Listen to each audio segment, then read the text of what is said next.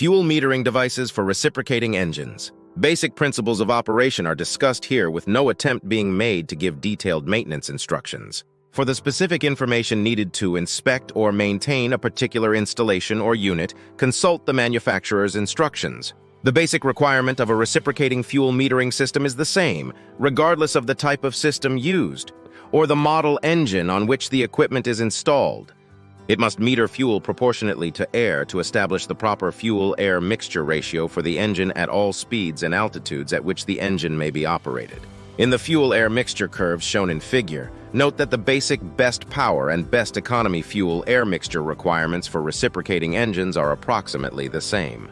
The fuel metering system must atomize and distribute the fuel from the carburetor into the mass airflow. This must be accomplished so that the fuel-air charges going to all cylinders holds equal amounts of fuel. Each one of the engine cylinders should receive the same quantity of fuel-air mixture and at the same fuel-air ratio. Due to the drop in atmospheric pressure as altitude is increased, the density of the air also decreases. A normally aspirated engine has a fixed amount or volume of air that it can draw in during the intake stroke. Therefore, less air is drawn into the engine as altitude increases. Less air tends to make carburetors run richer at altitude than at ground level because of the decreased density of the airflow through the carburetor throat for a given volume of air. Thus, it is necessary that a mixture control be provided to lean the mixture and compensate for this natural enrichment. Some aircraft use carburetors in which the mixture control is operated manually. Other aircraft employ carburetors which automatically lean the carburetor mixture at altitude to maintain the proper fuel-air mixture. The rich mixture requirements for an aircraft engine are established by running a power curve to determine the fuel/air mixture for obtaining maximum usable power. This curve is plotted at 100 RPM intervals from idle speed to takeoff speed. Since it is necessary in the power range to add fuel to the basic fuel-air mixture requirements to keep cylinder head temperatures in a safe range, the fuel mixture must become gradually richer as powers above cruise are used. In the power range, the engine runs on a much leaner mixture, as indicated in the curves. However, on the leaner mixture, cylinder head temperature would exceed the maximum permissible temperatures and detonation would occur. The best economy setting is established by running a series of curves through the cruise range, as shown in the graph in figure, the low point, auto lean, in the curve being the fuel-air mixture where the minimum fuel per horsepower is used. In this range, the engine operates normally on slightly leaner mixtures and obviously operates on richer mixtures than the low point mixture. If a mixture leaner than that specified for the engine is used, the leanest cylinder of the engine is apt to backfire because the slower burning rate of the lean mixture results in a continued burning in the cylinder when the next intake stroke starts. Fuel-air mixtures. Gasoline and other liquid fuels do not burn at all unless they are mixed with air. If the mixture is to burn properly within the engine cylinder, the ratio of air to fuel must be kept within a certain range. It would be more accurate to state that the fuel is burned with the oxygen in the air. 78% of air by volume is nitrogen, which is inert and does not participate in the combustion process, and 21% is oxygen. Heat is generated by burning the mixture of gasoline and oxygen. Nitrogen and gaseous byproducts of combustion absorb this heat energy and turn it into power by expansion. The mixture proportion of fuel and air by weight is of extreme importance to engine performance. The characteristics of a given mixture can be measured in terms of flame speed and combustion temperature. The composition of the fuel/air mixture is described by the mixture ratio. For example, a mixture with a ratio of 12 to 1, 12:1 is made up of 12 pounds of air and 1 pound of fuel. The ratio is expressed in weight because the volume of air varies greatly with temperature and pressure. The mixture ratio can also be expressed as a decimal. Thus, a fuel-air ratio of 12:1 and a fuel-air ratio of 0.083 describe the same mixture ratio. Mixtures of air and gasoline as rich as 8:1 and as lean as 16:1 will burn in an engine cylinder. But beyond these mixtures, either lean or rich blowout could occur. The engine develops maximum power with a mixture of approximately 12 parts of air and 1 part of gasoline by weight. From a chemist's point of view, the perfect mixture for combustion of fuel and air would be 0.67 pounds of fuel to 1 pound of air, mixture ratio of 15:1. The scientist calls this chemically correct combination a stoichiometric mixture, pronounced stoichiometric. With this mixture, given sufficient time and turbulence, all the fuel and all the oxygen in the air is completely used in the combustion process. The stoichiometric mixture produces the highest combustion temperatures because the proportion of heat released to a mass of charge, fuel and air, is the greatest. If more fuel is added to the same quantity of air charge, then the amount giving a chemically perfect mixture. Changes of power and temperature occur. The combustion gas temperature is lowered as the mixture is enriched, and the power increases until the fuel-air ratio is approximately 0.725.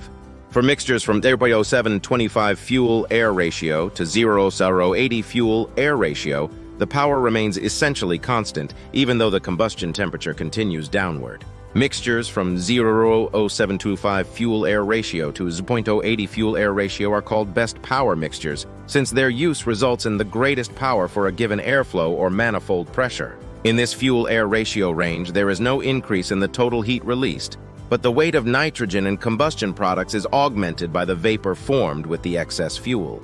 Thus, the working mass of the charge is increased. In addition, the extra fuel in the charge over the stoichiometric mixture speeds up the combustion process, which provides a favorable time factor in converting fuel energy into power.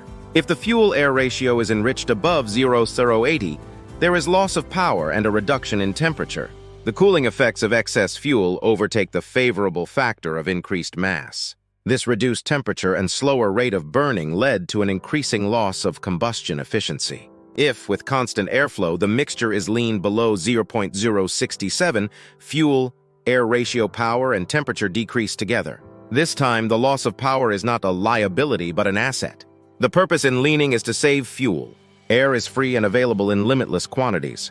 The object is to obtain the required power with the least fuel flow. A measure of the economical use of fuel is called specific fuel consumption, SFC, which is the fuel weight in pounds per hour per horsepower. SFC x pounds fuel hour horsepower. By using this ratio, the engine's use of fuel at various power settings can be compared. When leaning below 0.067 fuel-air ratio with constant airflow, even though the power diminishes, the cost in fuel to support each horsepower hour, SFC, also is lowered. While the mixture charge is becoming weaker, this loss of strength occurs at a rate lower than that of the reduction of fuel flow. This favorable tendency continues until a mixture strength known as best economy is reached. With this fuel-air ratio, the required HP is developed with the least fuel flow, or, to put it another way, the greatest power produced by a given fuel flow. The best economy fuel-air ratio varies somewhat with RPM and other conditions, but for cruise powers on most reciprocating engines, it is sufficiently accurate to define this range of operation as being from 0.060 to 0.065 fuel-air ratios on aircraft where manual leaning is practiced. Below the best economical mixture, strength, power, and temperature continue to fall with constant airflow while the SFC increases. As the fuel-air ratio is reduced further, combustion becomes so cool and slow that power for a given manifold pressure gets so low as to be uneconomical. The cooling effect of rich or lean mixtures results from the excess fuel or air over that needed for combustion. Internal cylinder cooling is obtained from unused fuel when fuel-air ratios above 0.067 are used. The same function is performed by excess air when fuel-air ratios below 0.067 are used. Varying the mixture strength of the charge produces changes in the engine operating condition affecting power, temperature, and spark timing requirements. The best power fuel-air ratio is desirable when the greatest power from a given airflow is required. The best economy mixture results from obtaining the given power output with the least fuel flow. The fuel-air ratio, which gives most efficient operation, varies with engine speed and power output. In the graph showing this variation in fuel-air ratio, note that the mixture is rich at both idling and high-speed operation and is lean through the cruising range. At idling speed, some air or exhaust gas is drawn into the cylinder through the exhaust port during valve overlap. The mixture that enters the cylinder through the intake port must be rich enough to compensate for this gas or additional air. At cruising power, lean mixtures save fuel and increase the range of the airplane. An engine running near full power requires a rich mixture to prevent overheating and detonation.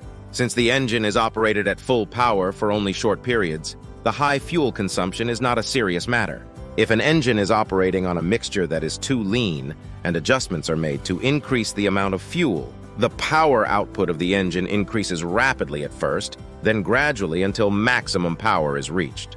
With a further increase in the amount of fuel, The power output drops gradually at first, then more rapidly as the mixture is further enriched. There are specific instructions concerning mixture ratios for each type of engine under various operating conditions. Failure to follow these instructions results in poor performance and often in damage to the engine. Excessively rich mixtures result in loss of power and waste of fuel. With the engine operating near its maximum output, very lean mixtures cause a loss of power and, under certain conditions, serious overheating. When the engine is operated on a lean mixture, the cylinder head temperature gauge should be watched closely. If the mixture is excessively lean, the engine may backfire through the induction system or stop completely. Backfire results from slow burning of the lean mixture. If the charge is still burning when the intake valve opens, it ignites the fresh mixture and the flame travels back through the combustible mixture in the induction system.